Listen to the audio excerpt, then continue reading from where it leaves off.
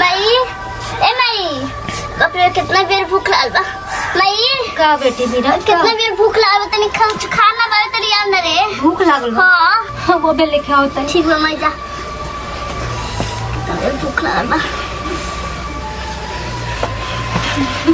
अरे मई तू पानी लेके आओ तरू 3 दिन से तो पानी पियते बानी बुझा तब पड़ा निकल जाए कुछ खाना होके तली आओ ना बेटी घर में तो कुछ नहीं के हम जातनी गांव में से कुछ मांग के लिए आवे तहरा खातिर ठीक बा मई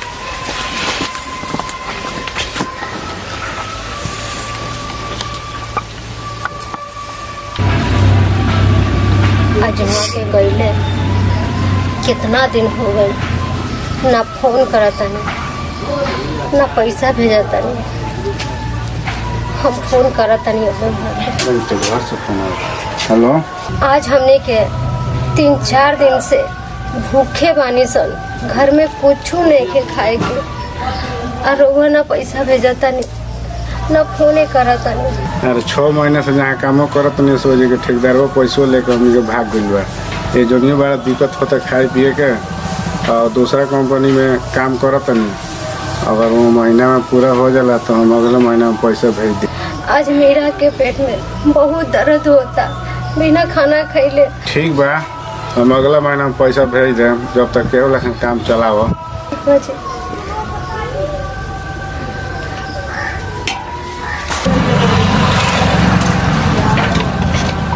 के बाजी अरे कुछ खाए के तनी दे दिलो कौन है रे क्या दिन देखी ना घर में घुस के चली आइल बिया हां एकर हिम्मत देखा देखी घर में घुस के? का रे ए बाबू आज 3 दिन से हमार बेटी भूखे बानी सन कुछ खाए के ओखे तो दे दी ते तोर बेटी भूखे वाला सोन ते जा भंडारा चले लगा हैं कमा के देले बड़े जा चल भाग ऐसे चल भागी जैसे ऐसा काहे बोला तनी कुछ दे दी अगर रउआ ना देम खाए के तो हमार बेटी खैला भी ना मर जाई बाबू और पैर पर तनी दे दी इतना निर्दयी मत बनी कुछ तो दे दी ए चल भाग ऐसे ए बाबू कुछ तो दया करी कुछ सूखल पाकल रोटी होके तो दे दी हमरा के एगो गरीब के मजबूरी समझी ए ये ना मानी हां छोटा है कर निकल बाहर रख भागी जैसे चल चल कहां घुस चले आते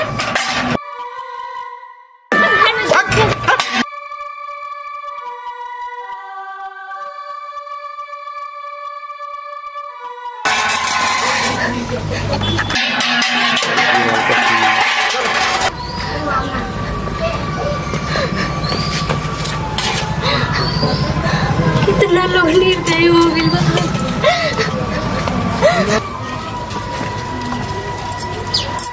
ए बाबू कुछ खाए के होके तो दे दी आज 3 दिन से हम हमार बेटी उपासे बानी सन घर में कुछ खाए के नहीं के कुछ दे दी ना ठीक बारू को कन बारू हो नहीं बू का काची रात लो दुआर बड़े खाली गेम खेले के रहता दिन रात अरे काहे खिसिया तरु आ होय कमन हियो अरे का खिसियाइल बड़ू अरे आइल बड़ी कुछ मांगे खातिर 3-4 दिन से उपासे का तुम बाड़ी कुछ लिया के दे दो हाय भीख मांगे आइल बिया ये तहारे का चक्कर चढ़ता अरे का नाम शराब बकतर बिना मतलब के अरे भीख मांगिन पर बतावो और छोरंग लगाओ तू फ्री में ओ का कहल जाता रे अरे कुछ लिया के दे दन ढेर दानी बनता रो रोज पे बैठता कुर्सी लगा के एनो ने नजर मारे लगता रो चुप के ना कर चल त चल तनी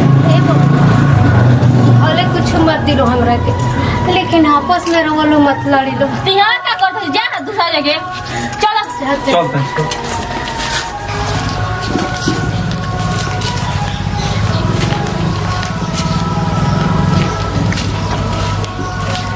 आज 3 दिन से हमार बेटी भूख से तड़पती है लेकिन दुनिया इतना बेरहम हो गई कुछ खाए के ना दे को तुम्हारी गई नहीं कुछ ना मिल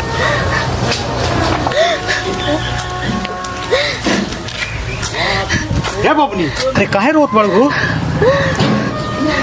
आज 3 दिन से हमार बेटी भूखे भी है।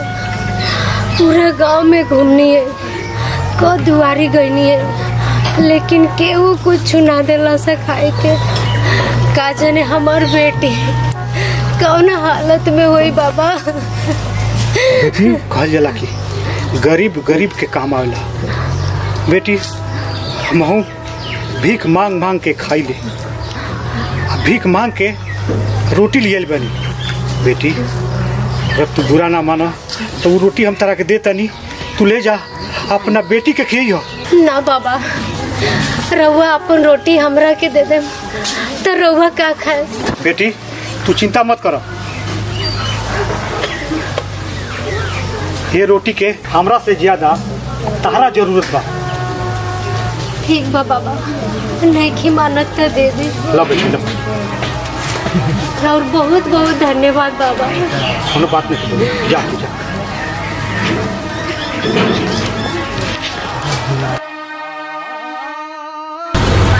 से बड़ी खाना किया अभी तक लाइबे ना करी। इतना देर भूख लागल बाटे, भूख लागल।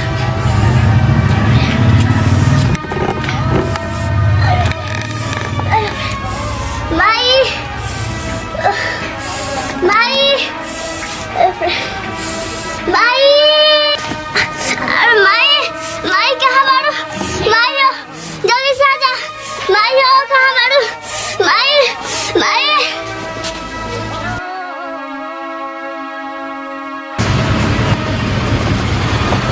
अरे मेरा बेटी तो ऐसे ही सुत गई।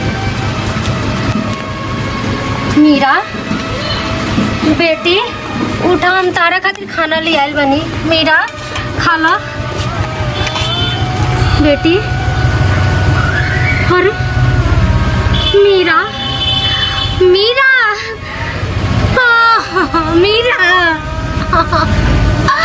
बेटी मीरा उठा ना। मीरा उठा बेटी। मीरा बेटी तू हमके छोड़ के ना जा सकेलू। मीरा हे भगवान, आज कैसन दिन हमरा के देखा देला। एक तो हमार बेटी कैला भी ना मर गए, दूसरे में हमरा लगे कफन किने के भी पैसा नहीं के। अब हम का कर? अब हम अपना बेटी के बिना कफन के दफनाए। बेटी मेरा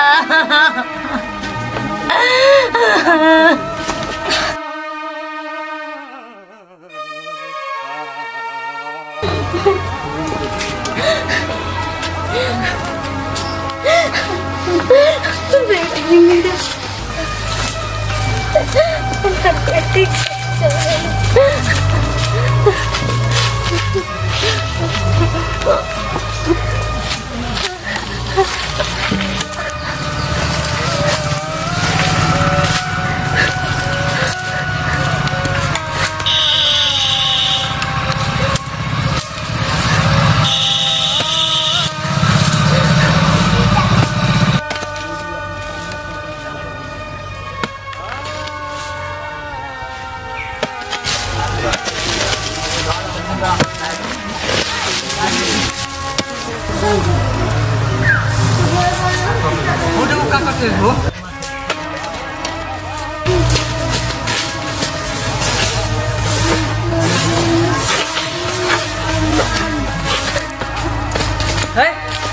लड़किया का मुआ तू काहे गाड़ दू? बड़ा हत्यारन बारू तू। हाँ, ये तो बड़ी हत्यारन हुई लड़किया के मुँह के गाड़तिया। देखे लो रउआ लो, हम हत्यारे नहीं के। हमार बेटी खैला बिना मर गई।